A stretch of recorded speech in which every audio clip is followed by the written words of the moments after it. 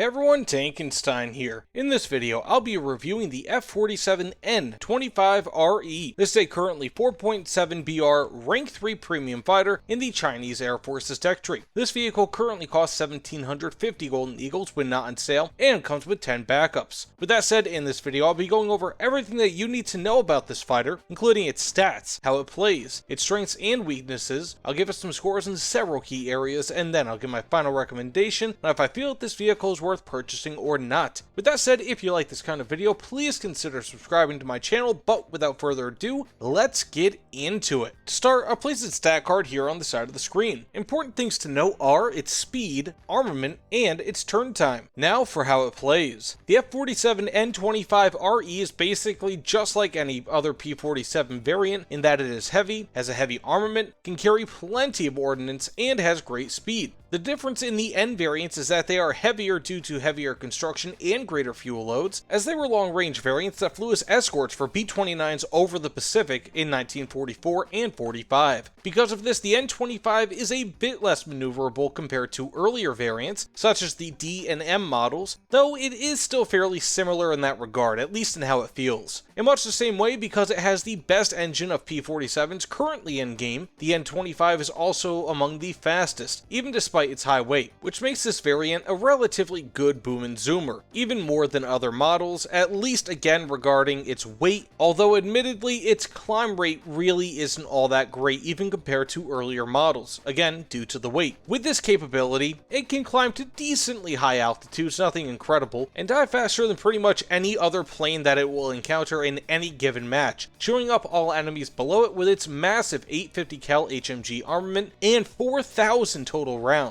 This allows for essentially unparalleled lingering capabilities in that it can climb, dive, shoot, and continue doing that almost indefinitely. While most planes run out of ammo well within 10 seconds of bursts, the P-47N has 40 seconds of firing time, which will allow you to make otherwise risky shots and not worry too much about the wasted ammo. Aside from its prodigious firepower, the N-25 isn't very maneuverable, which means that opposing planes like the Bf-109 and Spitfire are likely to annihilate you if you don't pick them off while they're distracted. If you go after distracted enemies, this P-47 variant can easily score 2 to 3 or even more kills per match on a regular basis. If you want to use this as a base attacker in air battles, it's also very possible, though you need to bear in mind that the P-47 does not receive an air spawn. Because of this, strike aircraft and bombers will reach bases long before you, and you'll have to take a much heavier P-47 that's laden with tons of ordnance through low altitudes in order to attack a faraway enemy base. While this is indeed possible, I would stick to killing enemy planes to secure as many kills as possible, only flying out with ordnance after the majority of the enemy team has been killed, and then of course you land at your own base and switch your armament. Now with that said, let's get into close air support. This is where the legend of the Jug truly comes out. It can carry 1,970 kilograms of ordnance in total, which is beyond fantastic at this BR, especially for a vehicle that's classified as a fighter. Better yet, it can carry up to 3 1,000-pound bombs and have up to 10 HVARs, though you can only carry up to 4 HVARs if you max it out with 3 1,000-pound bombs. Regardless, outside of actual bombers and the heaviest of pure strike aircraft, such as the currently 5.3 BR Tu-2S-44, very few, if any, planes can come close to matching the payload of this aircraft. Heck, even the IL-10-1946 can only carry up to 600 kilograms of ordnance, and that is a 5.0 BR plane. What I'm saying is that the F-47N-25-RE literally has tons of extremely effective ordnance that can earn multiple kills every time it flies out for CAS. Its 850 cals can easily also chew up enemy vehicles, especially those that are unarmored or very lightly armored, due to the incredible volume of fire that they have. You can even destroy enemy tracks extremely easily, which is invaluable for your close air support capabilities. Once your bombs and rockets are exhausted, you can easily switch to an air cover roll in order to destroy enemy aircraft that are trying to do the same thing to your team that you did to their team. Now with that said, let's get into its strengths and weaknesses, and first for its strengths. This vehicle is extremely versatile, being able to switch between ground attack and air rolls in a moment's notice and very capably. Second, as with pretty much all P-47 variants, this plane is extremely durable and will survive a heck of a beating. Third, it has excellent anti-ground loadouts with up to 3 1,000-pound bombs and can even carry up to 10 HVARs, even featuring the ability to create custom loadouts. battles. Fourth, this vehicle has excellent top-end speed and acceleration. Fifth, it has a fantastic dive rate. For its 6th strength, it features a powerful armament with 8 50 cal HMGs that can be equipped with 100% incendiary tracer ammunition, which annihilates enemy planes of all types with ease. Beyond this, it features 4,000 rounds of ammunition, which will give a tremendous amount of shooting time and will allow you to go after plenty of ground targets in both air and ground battles. And finally, this vehicle features premium RP and SL bonuses.